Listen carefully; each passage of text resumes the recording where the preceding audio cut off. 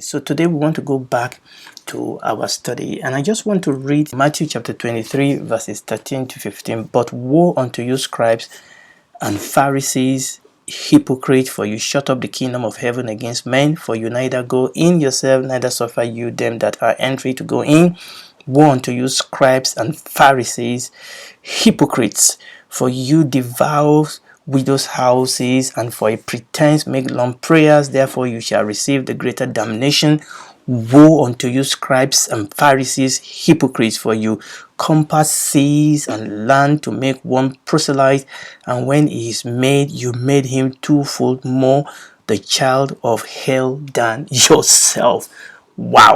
Wow, a lot of woes there. In fact, let's read two more verses in the same chapter. Let's read verses 23 and 33. Woe unto you, scribes and Pharisees, hypocrites, for you pay tithe of mint and anise and cumin, and have omitted the weightier matters of the law, judgment, mercy, and faith. This ought you to have done, and not leave the other undone. You serpents, you generation of vipers, how can you escape the damnation of hell? Wow. Do you know who is speaking here? This was the Lord Jesus Christ speaking about the Pharisees and the scribe. I mean, it's even left the Sadducees alone. Their case is just even worse. But here the Pharisees are supposed to know better. But here was the Lord Jesus Christ, our merciful, our gracious, our compassionate Savior, the Lord Jesus Christ, ruling out all sorts of woes and woes on the Pharisees and on the scribe, and by application on the Sadducees, because the Pharisees were supposed to know better. The Pharisees were supposed to be better, and the woe on the Pharisees is by association the woe on the Sadducees. But what was it that was so serious? I mean, this is serious. What was it? What was the sin of the Sadducees? What was the sins of the Pharisees? What were the sins of the Pharisees? What were the sins of the scribe that demanded the Lord Jesus to call woes upon woes upon woes upon the scribes and the Pharisees? I mean, when you read the whole of Matthew chapter 23 that we're reading, is one woe upon another woe. And we said that we can summarize and sum up the doctrine of the Pharisees in these three words. They were formalists, they were legalists, they were tradition worshippers.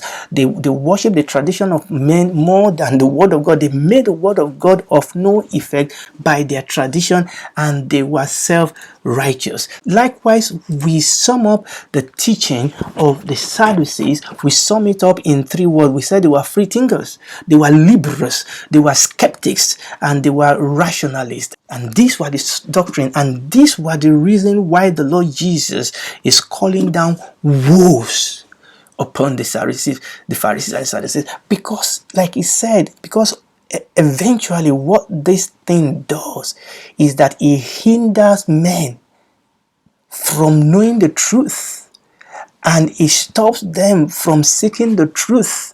And this thing eventually caused the soul of men to be damned into hell. Even John himself has nothing good to say about these people. Okay? When you read the book of Matthew chapter 3, John the Baptist, when you read the book of Matthew chapter 3, verses 5 to 12, I'm not going to turn into it. John called them generation of vipers, he called them. Generation of vipers. The vipers appear very beautiful outwardly. They look innocent, they look harmless, because its teeth are hidden. But it is full of deadly poison. It is full of poison that can kill. It looks innocent. It looks beautiful. Just like these vipers in our days. You know, they look like they are scholars. They look like they are bringing intellectual teaching. They look harmless. They titillate our ears. They seem to cater to our desire for egoism. They seem to cater to the worldly, ideology. They are trying to make the Bible fit into worldly, secular ideology, and people like them because they were being politically correct, they were being ideologically correct. But John called them brood of vipers. Why?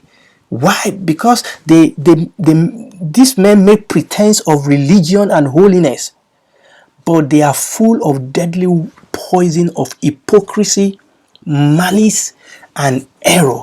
They are preaching the tradition of men. They are preaching the ideology of men for the gospel, and thereby they are shutting the door of salvation. They are shutting the door of redemption on the face of people. And that was what the Lord Jesus was talking about, where we read in that Matthew chapter 23, when he was saying, woe, woe. Verse 13, let's read that again. Matthew chapter 23, let's read verse 13 again. The Lord Jesus said, but woe unto you scribes, woe unto you Pharisees. He called them hypocrites, and this is very, very important. He called them hypocrites. He said, for you shut up the kingdom of heaven against men, for you neither go in yourself, neither you suffer them that are entering to go in. This is how serious this is, this teaching. They are not honest teaching. They are not teaching that are just honest, no, these teachings are not honest. These teachings are dangerous. They condemn the soul of men to hell. They are not innocent teaching. They are not honest teaching. They have eternal ramification. Just like the teaching of the scribes and the Sadducees, they will not go in. But the Lord Jesus said here that they suffer, they hinder people from entering into the kingdom of God. Okay, he said, verse 15. Let's read verse 15. He said, woe unto you, scribe and Pharisees, hypocrite, for you compass sea and land to make one proselyte, and when he is made, you make them twofold more the child of hell than yourself. They were evangelistic. In fact, they were very passionate about converting people, but not to Christ. This is the problem. They are converting people to their ideology. They are converting people to their own thinking, to their own secularized and not the gospel. They evangelize, they go, they get proselyte, but the Bible says you make them too more the child of hell than yourself. And that is what a lot of this teaching that parade themselves as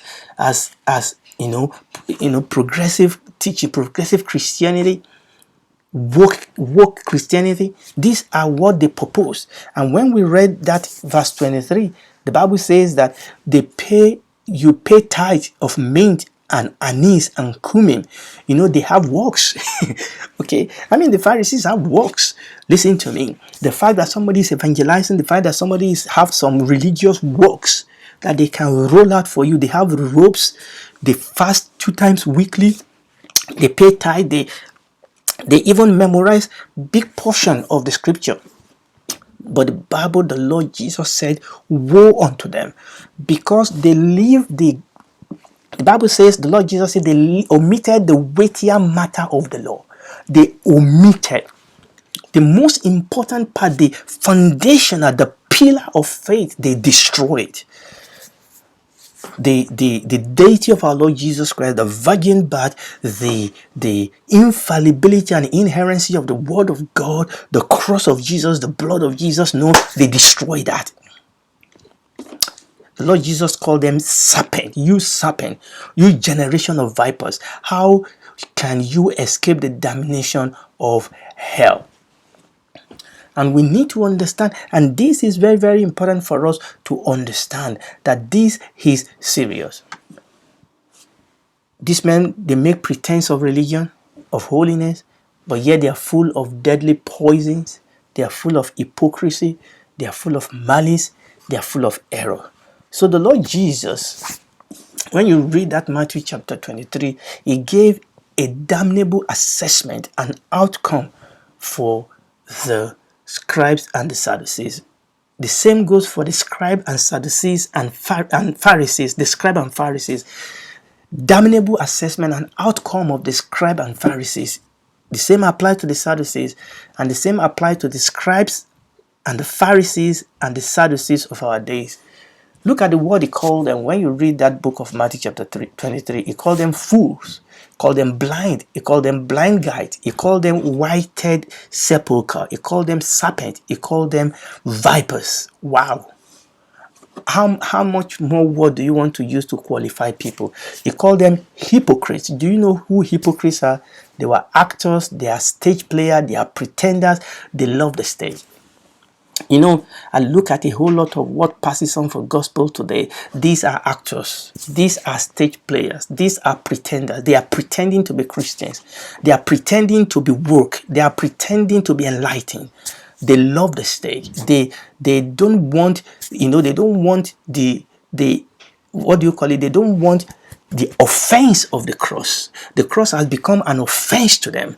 They don't want the offense of the cross. They are changing the gospel. You say, just remove the blood, just remove the cross, just remove, you know, gender. And they are the ones that are praying, amen, oh women. They purport to be wise. They have become fool. He called them fools, blind guide, whited sepulchre. They are full, the Lord Jesus said, of dead man's bone. On the outside they are painted, but on the inside they are full of rottenness. He called them serpent and vipers, just like John the Baptist. They are hypocrites. They have the habit of omitting the weightier matters of the law. That's their qualification, omitting the weightier matter of the law. They want to preach things that appeal to men's humanistic part, appeal to the masses, appeal to the ideology of the day. They're playing into the gallery. They are hypocrites.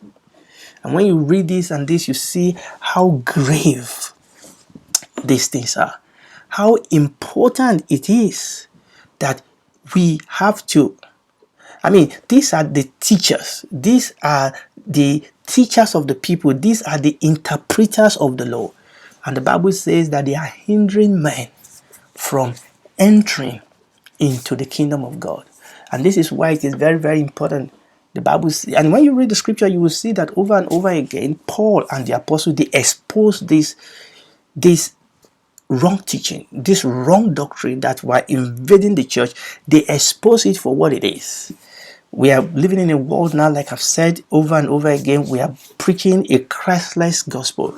We are preaching a crossless gospel. We are preaching a bloodless gospel. Okay, we are taking the cross, we are taking the Christ out of the center of our Christianity. And this is what the Bible says, that ultimately this will result in the appearance of the man of sin, the Antichrist. What is Antichrist? Is something that is in place of Christ. You remove him and put something in his place. Still call himself Christ, but is an Antichrist to replace the Christ. And in the end of the day, you will still have religion. But it will be religion without Christ. It's a religion without the cross. It's a religion without the blood. And we see a whole lot of that happening today in our days. But the reason we are doing this, is so that we will beware, like the Lord Jesus said. He said, beware, take heed of the doctrine of the leaven of the Pharisees and the Sadducees. My brothers and sisters, take heed. It's not everything that goes by the name of Christianity that is Christ. It's not everything that carries the Bible that preaching the truth. It's not everything that heals in the name of Jesus that is preaching the truth. It's not everything that is prophetic, that is apostolic, that is preaching the truth. The Bible says that we should test all spirit. We must test all spirit. But how can we test all spirit if we ourselves don't know the truth? And that is why the Lord Jesus said, if you continue in my word, then are you my disciples indeed, and you will know the truth, and the truth will set you free. It is important for every man and woman that stand behind the pulpit, not just to preach the truth, but also to expose error. We are not just supposed to preach the truth. We must preach the truth, but we must expose error. We must preach sermon that is relevant to the challenges that your people are passing through. Oftentimes we preach sermons that are not relevant, and a lot of our people will then go out and they will have to face the Sadducees and the Pharisees of this world, and they have no answer for all these ideologies. They have no answer for all this false doctrine. And a lot of these other false people have been trained to overturn the faith of many, and they will bring out, question. They will bring out riddles that will become difficult for our people if we have not been trained. The Bible says, and I've quoted it many times before, we must be ready to give the reason for the hope that lies in us. Christianity, again, I've said this before, Christianity does not stop you from asking questions. Ask your question, and there are answers to those questions. But if we have not equipped our people with the right answer, if we have not dug, and these things, listen to me, this thing takes time, it takes teaching, it takes effort, it takes digging into the scripture, comparing scripture with scripture, not just feeding our people with fast food, just to excite them, just to tantalize them. When the wind comes, when the flood comes, when the storm comes, will we be able to stand?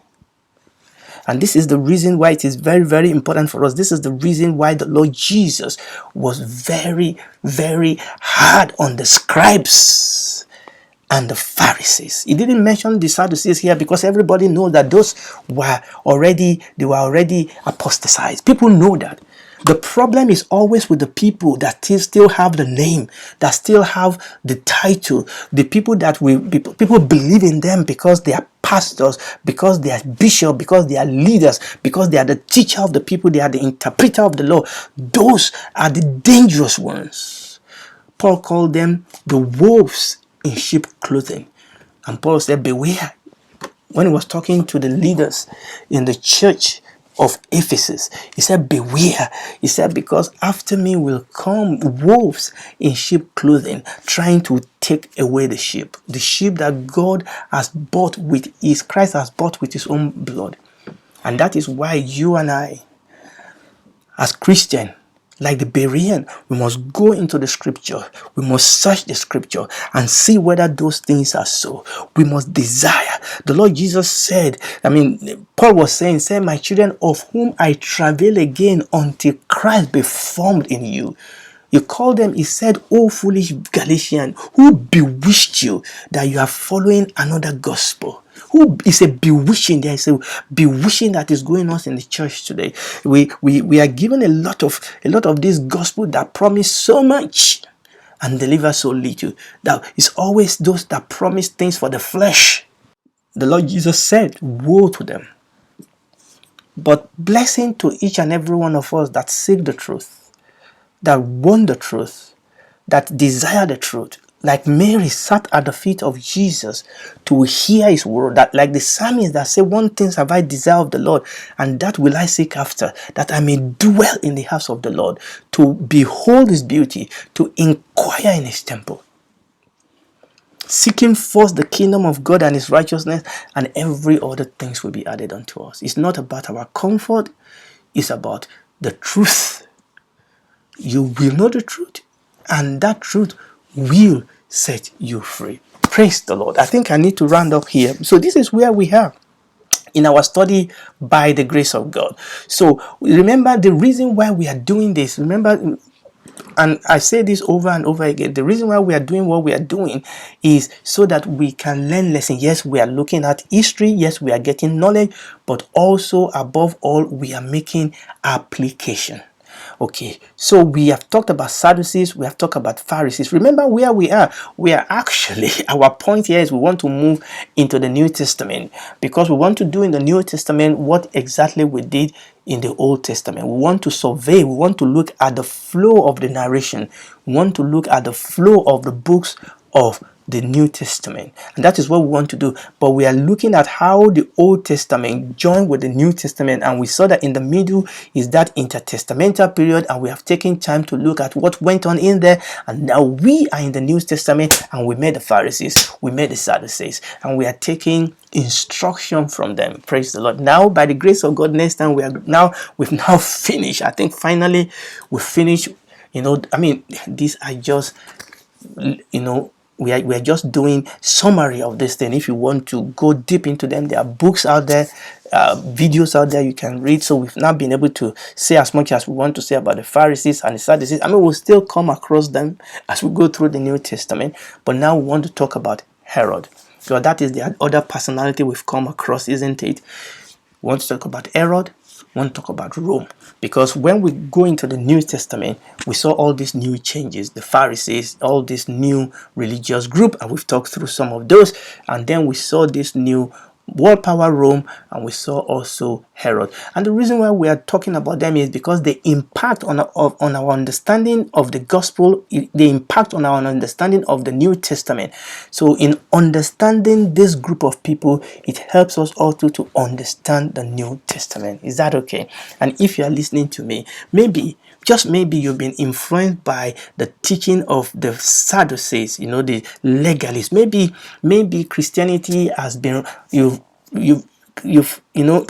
been repelled by Christianity because of all this legalistic, group of Pharisees. Or maybe you've been hindered by the smart guy, the Sadducees, by their false doctrine.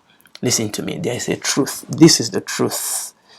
For God so loved the world that he gave his only begotten Son, that whosoever believe in him will not perish but have everlasting life. There is no other name given among men whereby we might save. All have sinned and fallen short of the glory of God. You can only be saved from this sinking ship by accepting the Jesus as your Lord and Savior, coming to him and ask him to save you, and he will do that. Ask him to be your Lord, to be your Savior. He will do that, and he will take you out of this sinking ship, bring you home. You will become a part of the member of his family. He will walk the world with you through thick and thin. And when this world is all over, you will spend eternity with him in the new heaven and the new earth. Do it today. Tomorrow may be too late. Father, we thank you.